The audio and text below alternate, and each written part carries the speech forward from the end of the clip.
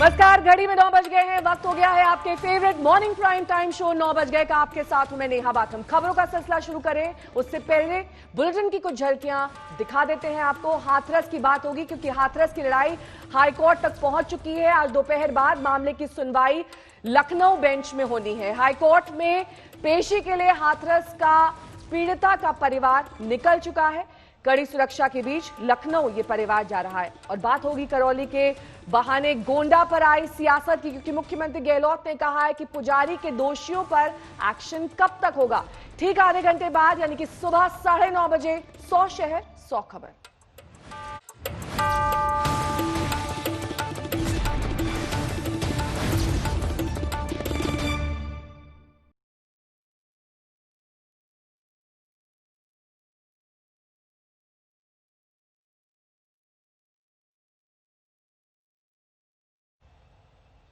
तो हाथरस कांड पर आज दोपहर बाद इलाहाबाद हाईकोर्ट की लखनऊ बेंच में सुनवाई होनी है। हाथरस पीड़िता का परिवार सुनवाई में शामिल होने के लिए लखनऊ के लिए रवाना हो चुका है। सीओ और मजिस्ट्रेट खुद कड़ी सुरक्षा में पीड़िता के परिवार को लेकर जा रहे हैं। गांव से ये परिवार निकल चुका है। रास्ते में इस वक्त ये परिवार मौजूद है।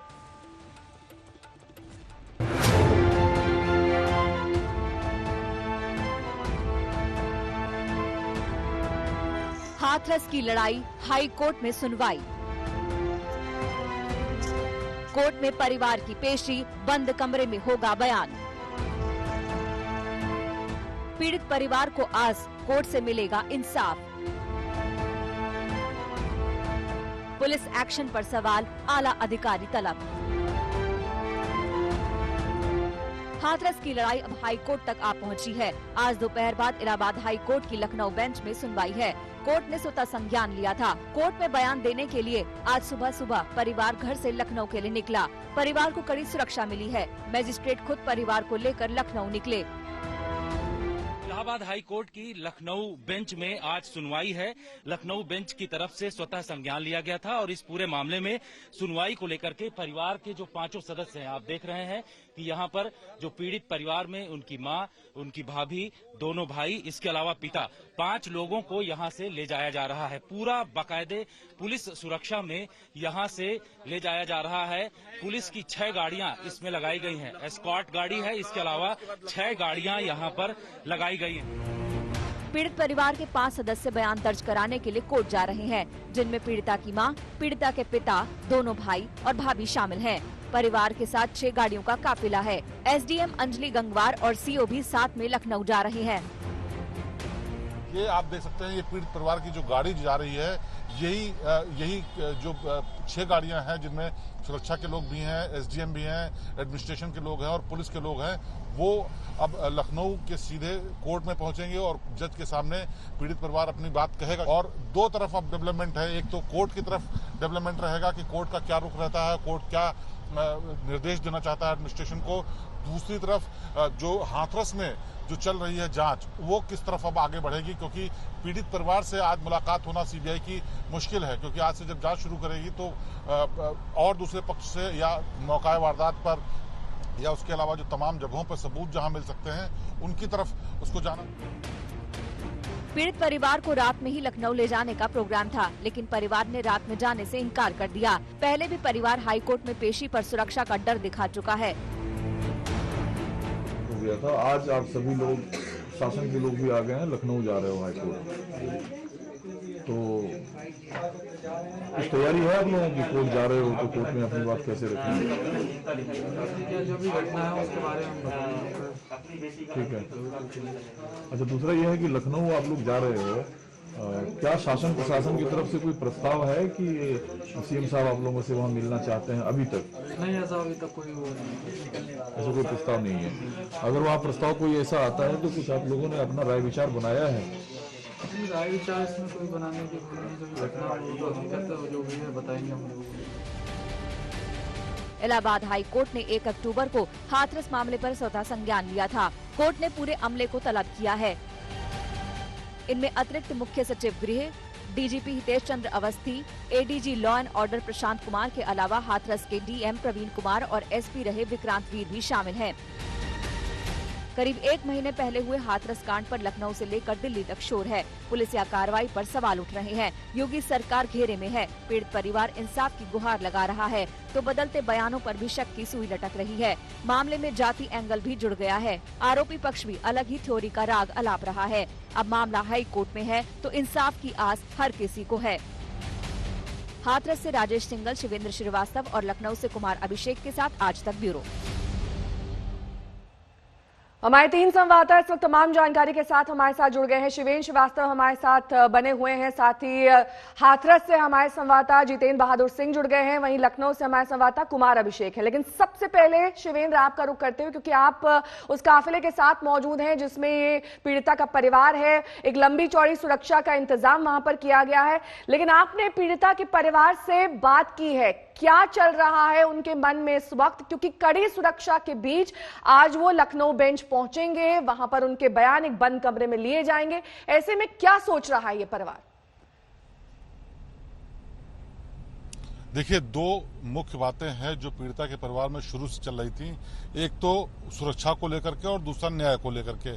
सुरक्षा को लेकर के उन्होंने जो सवाल उठाए थे, अपनी कंप्लेंट, अपनी तरफ से शिकायत थी, उसको संज्ञान लेते हुए कोर्ट ने आज बुलाया। 1 अक्टूबर को आदेश दिया गया था यूपी के एडमिनिस्ट्रेशन को कि उन्हें 12 तारीख को कोर्ट में पेश किया जाए, हम सुनना चाहते हैं। और इसी के चलते आज जो है कोर्ट में लखनऊ बेंच जो है इलाहाबाद हाई कोर्ट की, उसमें पीड़िता के परिवार के लोगों को ले जाएगा। 5 लोगों को यहां से ले जाया जा रहा है। हम आधे से ज्यादा रास्ता पूरा कर चुके हैं, करीब 150 किलोमीटर ये बचा है। अभी 2.5 से 3 घंटे लग सकते हैं पहुंचने में। 2.5 घंटे तो लगने ही है लखनऊ पहुंचने में, और यहां से सीधे अदालत जाएंगे और अदालत में जो अदालत में जज होंगे उनके सामने अपना पक्ष रखेंगे। और एसीएस होम, डीजीपी, एडीजी को बुलाया इसलिए गया है ताकि वो लोग सरकार की तरफ से अपना पक्ष रख सकें कि आखिरकार उनकी तरफ है। इस बीच हम आपको बता दें कि इस बात को ध्यान में रखते हुए कि अदालत का रुख सख्त हो सकता है, निर्देश है उनका, यूपी सरकार ने हर तरीके का पुख्ता इंतजाम किया। घर पे सीसीटीवी का इंतजाम किया, रजिस्टर मेंटेन है, सिक्योरिटी पूरे टाइम बीप्ड अप है।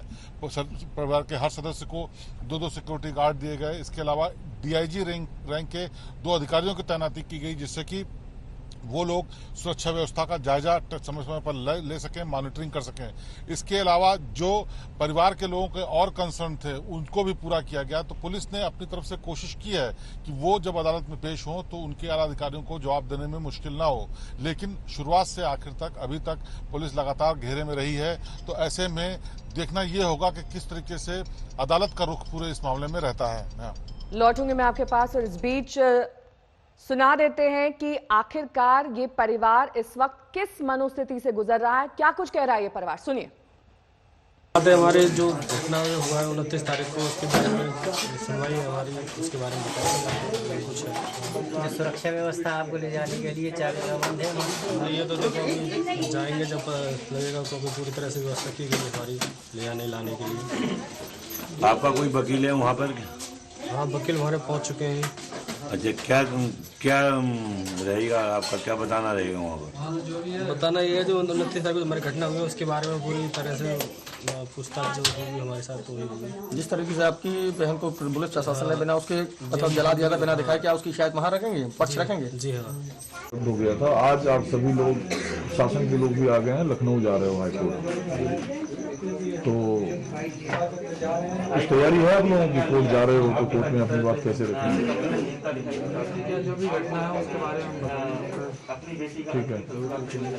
अच्छा, दूसरा यह है कि लखनऊ आप लोग जा रहे हो, क्या शासन प्रशासन की तरफ से कोई प्रस्ताव है कि सीएम साहब आप लोगों से वहां मिलना चाहते हैं? अभी तक नहीं, ऐसा अभी तक कोई ऐसा कोई प्रस्ताव नहीं है। अगर वहाँ प्रस्ताव कोई ऐसा आता है तो कुछ आप लोगों ने अपना राय विचार बनाया है? राय विचार इसमें कोई बनाने की जो भी घटना जो हकीकत जो भी है बताएंगे हम लोगों को। जितेंद्र बहादुर सिंह हमारे संवाददाता इस वक्त तमाम जानकारी के साथ हमारे साथ जुड़ गए हैं। जितेंद्र, आपने इस परिवार से बातचीत की है, जाहिर तौर पर लगातार इस परिवार पर दबाव बनता रहा है, इस पूरे गांव में भय का माहौल भी देखा गया क्योंकि एक जाति का संघर्ष बन गया था कहीं ना कहीं पीड़िता को इंसाफ दिलाने के नाम पर। लेकिन अब जब फाइनली आज के दिन सुनवाई होनी है, परिवार क्या चाहता है और किस तरीके से उन्होंने तैयारी की है?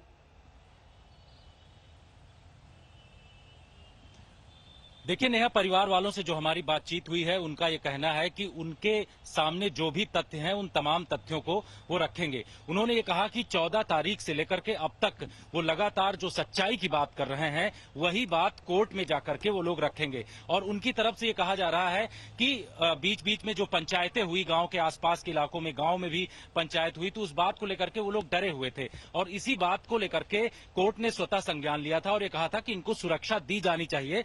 हालांकि उत्तर प्रदेश प्रशासन का जो गृह विभाग है उनकी तरफ से सुरक्षा दे दी गई है, बाकायदे सुरक्षा है, गांव में सीसीटीवी कैमरे लगे हुए हैं, किसी भी तरीके की दिक्कत नहीं है। परिवार वालों से जो हमारी आज बातचीत हुई, जब ये लोग लखनऊ के लिए निकल रहे थे तो इन्होंने कहा कि इनके पास जो भी पूरे तथ्य हैं 14 तारीख से लेकर के 29 तारीख तक वो तमाम तथ्य रखे जाएंगे। पुलिस ने किस तरीके से हीला हवाली इस पूरे मामले में किया है उसकी भी जानकारी ये कोर्ट के सामने देंगे, तो सारे बयान ये लोग कोर्ट में देंगे। वहीं नेहा, दूसरी तरफ आपको बता दें कि सीबीआई की टीम हाथरस में पहुंच गई है। हाथरस में इस पूरे मामले को लेकर के जांच करने की जो प्रक्रिया है वो तेज कर दिया गया है। यहां का जो चंदपा थाना है, यहां पर पूरे दस्तावेज सीबीआई की टीम ने अपने हाथों में ले लिए हैं। उसके बाद आज जानकारी ये मिल रही है कि सीबीआई की टीम लोकेशन पर जा सकती है जहां पर सीन ऑफ क्राइम हुआ था, इसके अलावा उन जगहों पर जा सकती है जहां पर पूरा जो पीड़िता थी उसके शव को जलाया गया था। तो ये तमाम चीजें हैं, सीबीआई पूरी छानबीन करेगी।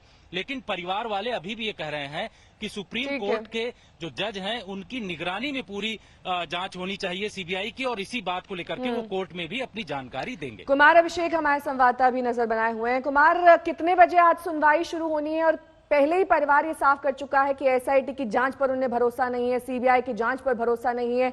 आज उनकी कहां तक उम्मीदें इस लखनऊ बेंच की कोर्ट की सुनवाई पे टिकी हुई हैं?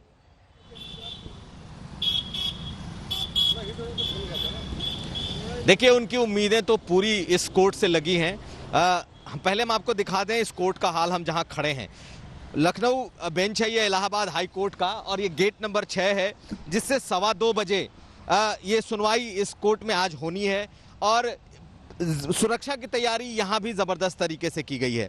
इसमें 2 अलग अलग मामले हैं। एक, पीड़ित परिवार को ये जो बेंच है वो सुनेगी, लेकिन वो बिल्कुल अलग तरीके से पीड़ित परिवार को ये बेंच सुनेगा जब बंद कमरे में उनकी आप बीती सुनेगी। साथ साथ जो तलब किए गए हैं उच्चाधिकारी, जिसमें कि ADG law and order, home secretary, इसके अलावा डीजीपी, इन तमाम लोगों को भी कोर्ट ने बुलाया है और उनसे पूछा है कि पूरे मामले पर उनका क्या कहना है। आपको बता दें 1 तारीख को जिस दिन डेड बॉडी जलाई गई थी और उसके बाद अखबारों में और मीडिया में इसकी पूरी रिपोर्टिंग हुई थी, उसे संज्ञान लेते हुए इलाहाबाद हाईकोर्ट की लखनऊ बेंच ने सीधे तलब किया था इन तमाम बड़े बड़े अधिकारियों को। और आज एक तरफ परिवार को सुना जाएगा, दूसरी तरफ कोर्ट में उच्चाधिकारियों को भी, यानी कि सरकार को भी सुनेगी, और सरकार को एक तरीके से ये तलब किया गया है।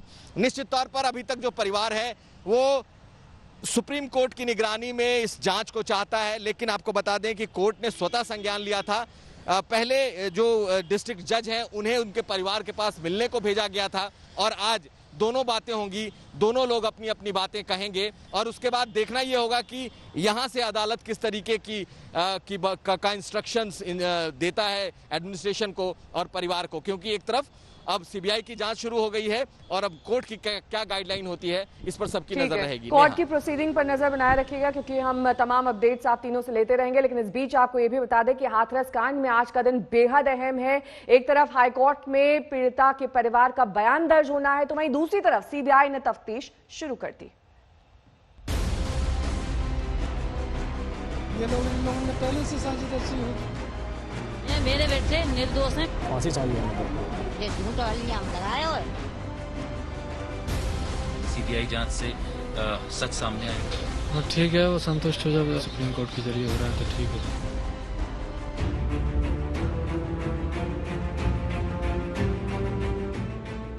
कई तरह की शंकाओं, कई तरह के आरोपों और कई तरह की साजिशों में लिपटे हाथरस कांड की गुत्थी सुलझाने के लिए सीबीआई लग गई है। सीबीआई हाथरस कांड में पहली एफआईआर दर्ज करते ही पीड़िता के गांव पहुंच गई। हाथरस मामले में सीबीआई ने चंदपा पुलिस स्टेशन की उसी एफआईआर को आधार बनाया है जो कि 14 सितंबर को दर्ज की गई थी। इस एफआईआर में सिर्फ संदीप को ही आरोपी बनाया गया था, यानी इसी आधार पर जांच करते हुए सीबीआई अब कदम दर कदम आगे बढ़ेगी और बहुत मुमकिन है आने वाले वक्त में इस बेहद उलझी हुई रेप और हत्या की गुत्थी को परत दर परत खोल सके। यानी यूपी पुलिस ने हाथरस कांड की जांच जहां तक की है, वहां से सीबीआई अपनी जांच की शुरुआत कर चुकी है।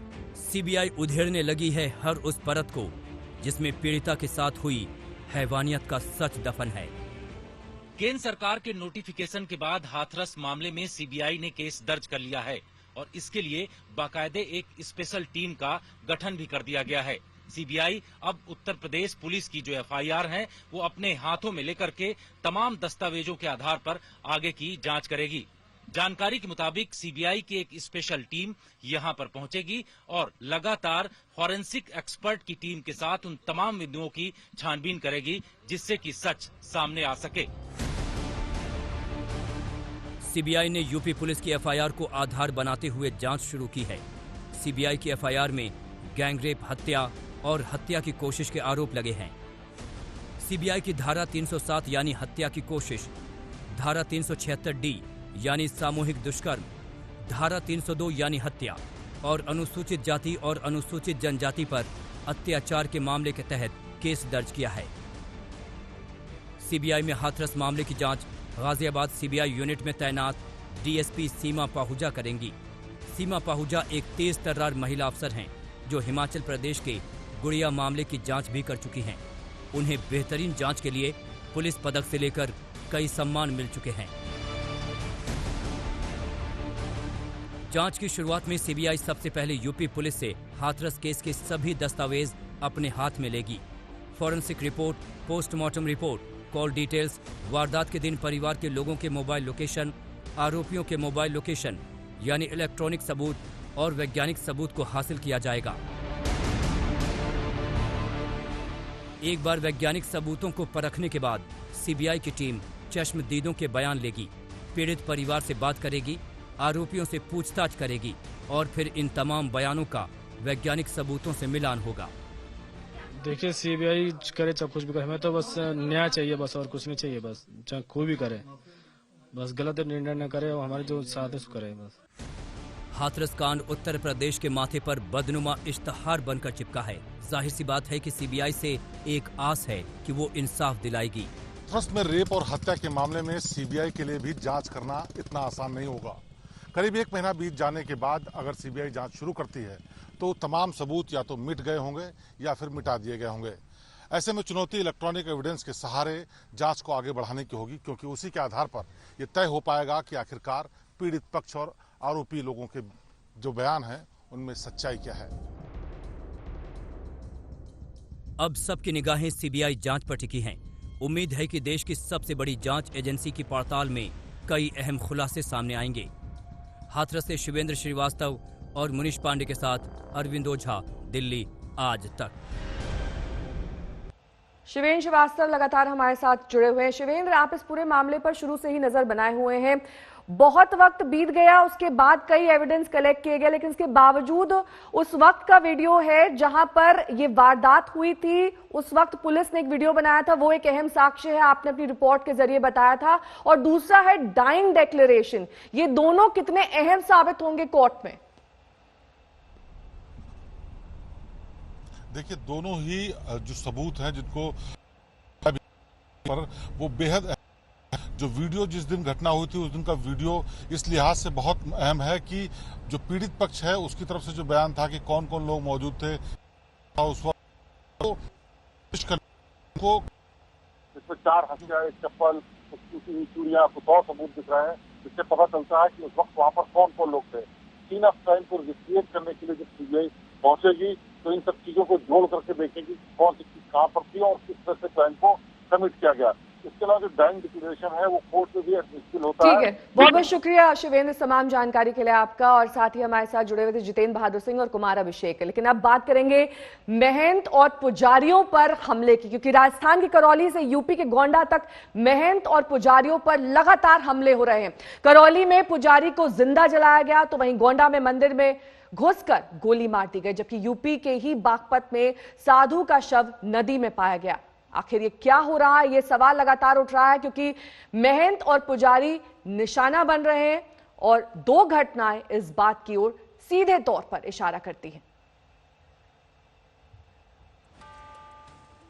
तो राजस्थान के मुख्यमंत्री अशोक गहलोत ने करौली के बहाने गोंडा में पुजारी पर हमले को उठाया और यूपी सरकार के खिलाफ मोर्चा खोल दिया। गहलोत ने ट्वीट करके यह कहा कि करौली पर फौरी कार्रवाई हुई, लेकिन गोंडा में पुजारी पर गोली चली, उस पर एक्शन में देरी क्यों की गई।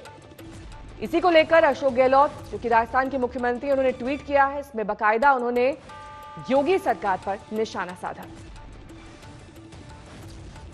राजस्थान के करौली में पुजारी हत्याकांड की जांच सीबीसीआईडी को सौंप दी गई है और उसके साथ ही पुलिस ने मामले में एक और आरोपी को गिरफ्तार किया है। अब तक वारदात में शामिल 2 आरोपियों की गिरफ्तारी हो चुकी है।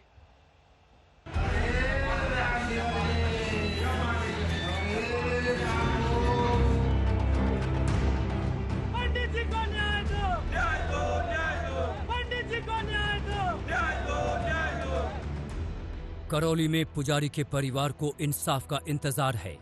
परिवार लगातार सरकार से न्याय की गुहार लगा रहा है। जिंदा जलाए गए पुजारी का परिवार मामले में सीबीआई जांच की मांग कर रहा था, लेकिन गहलोत सरकार ने सीबीआई जांच की सिफारिश के बजाय केस को सीबीसीआईडी के सुपुर्द कर दिया है। अब सीबीसीआईडी पुजारी हत्याकांड के सच से पर्दा उठाएगी। इस बीच पुलिस ने वारदात में शामिल एक और आरोपी को पकड़ा है। पुलिस ने दिलखुश मीणा नाम के शख्स को गिरफ्तार किया है। अब तक मामले में 2 लोग पुलिस की गिरफ्त में आ चुके हैं, लेकिन मामले पर सियासत भी जमकर हो रही है। गिरफ्तारी को लेकर सीएम अशोक गहलोत ने ट्वीट किया कि राजस्थान में हमारे यहां घटना हो गई थी, जिसमें पुलिस ने तत्परता दिखाकर इमीडिएटली मुख्य मुजरिम को गिरफ्तार भी कर लिया। यूपी सरकार को चाहिए कि वो भी गोंडा में पुजारी को गोली मारे जाने की घटना में इमीडिएटली कार्रवाई करें। इससे पहले रविवार को बीजेपी नेता कपिल मिश्रा ने पुजारी के परिवार से घर जाकर मुलाकात की। कपिल मिश्रा ने परिवार को इंसाफ का भरोसा दिलाया। रविवार को पुजारी के घर के बाहर हैरान करने वाला वाकया हुआ। वारदात के मुख्य आरोपी की 2 बेटियां अचानक पुजारी के घर पहुंच गईं। बेटियों ने घर के बाहर जमकर हंगामा किया और दावा किया कि पुजारी ने खुद ही आग लगाई थी।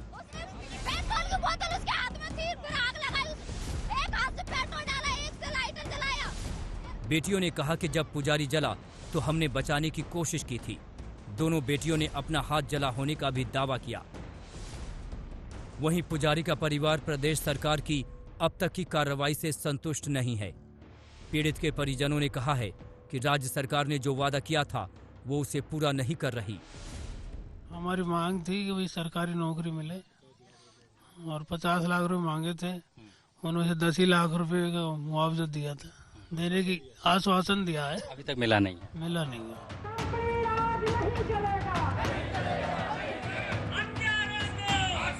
पुजारी की हत्या पर देश भर में आक्रोश है।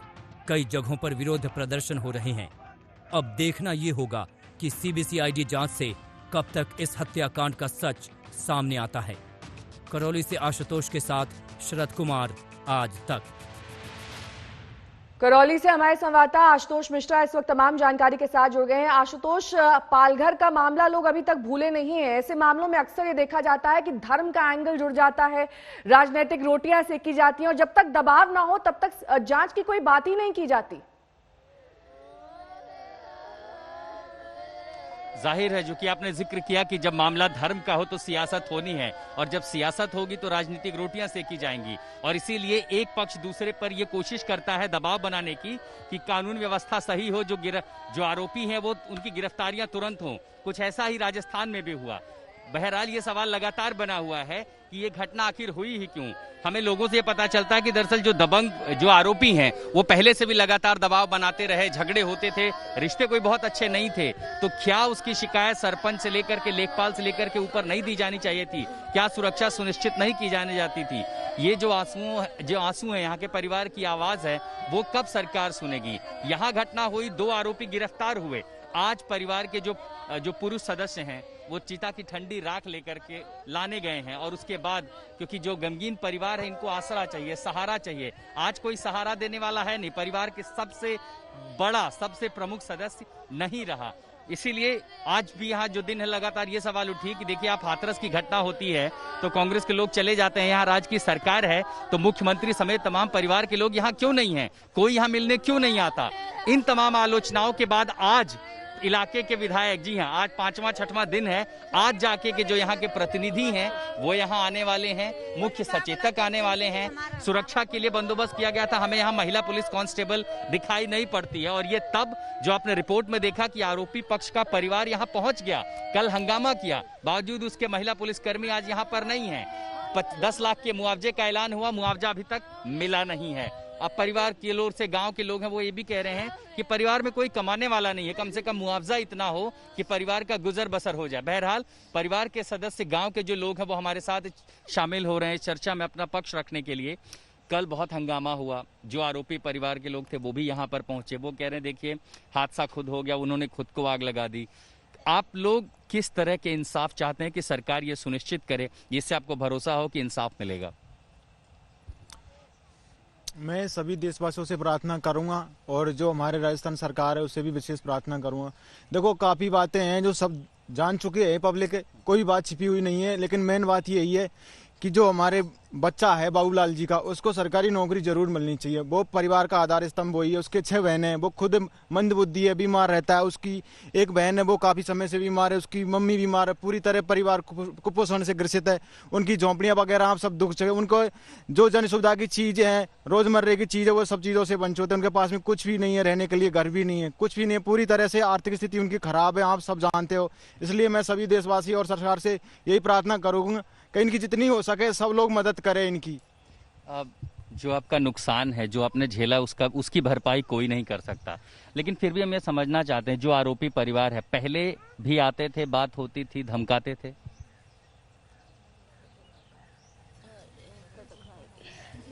ये जो स्थिति है, मनोदशा है, ये समझी जा सकती है कि आप क्या सवाल करेंगे और कोई क्या जवाब देगा, लेकिन जो तमाम सारे लोग सांत्वना देने के लिए आए, साथ खड़े होने के लिए आए, एक मुहिम का हिस्सा बने कि आरोपी जल्दी से जल्दी गिरफ्तार हों, परिवार को मुआवजा मिले, कुछ सरकारी मदद मिले, क्योंकि जिंदगी तो अभी यहाँ से शुरू हुई है परिवार के बाकी के सदस्यों के लिए। लेकिन सवाल फिर भी है कि भूमाफिया का मनोबल आखिर इतना कैसे बढ़ सकता है कि अपने ही गाँव के एक पुजारी की सीधे निर्ममता से हत्या कर दें। बहरहाल परिवार गमगीन है, ये आंसुओं का समय है और इसीलिए इंतजार है कि जो सत्ता में सबसे ऊंचे शिखर पर हैं वो कम से कम आए, सांत्वना दें, हिम्मत दें और माने कि हाँ अपराध हुआ है, अपराधियों को सजा तो मिलेगी, लेकिन सरकार परिवार के साथ है। फिलहाल समय उसी का है, लेकिन यहाँ इंतजार ही है लोगों का। बिहार की बात करेंगे, जहां के बक्सर में दिन दहाड़े हुए खौफनाक वारदात से सनसनी फैल गई है। अपने ही बच्चे के साथ बैंक जा रही एक महिला के साथ अपराधियों ने गैंगरेप किया, फिर मां बेटे को नदी में फेंक दिया, जिसमें बच्चे की जान चली गई। एक घटना बक्सर की है, जहां पर 5 साल के बच्चे की मौत है। महिला को अस्पताल में भर्ती कराया गया है, लेकिन बेटे के साथ बैंक के महिला जा रही थी और इस बीच उसके साथ गैंगरेप हुआ और उसके बाद नदी में मां बेटे को फेंक दिया गया।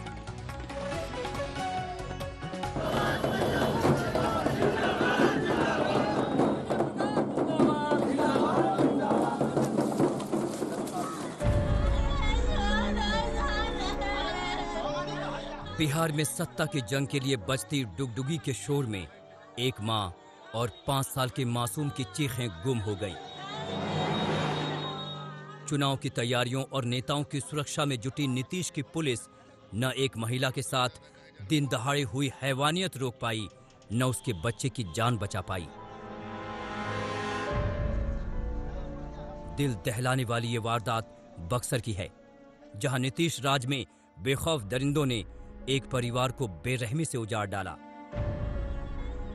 चश्मदीदों के मुताबिक यह महिला और उसका बच्चा गंगा में गोते खाते मिले।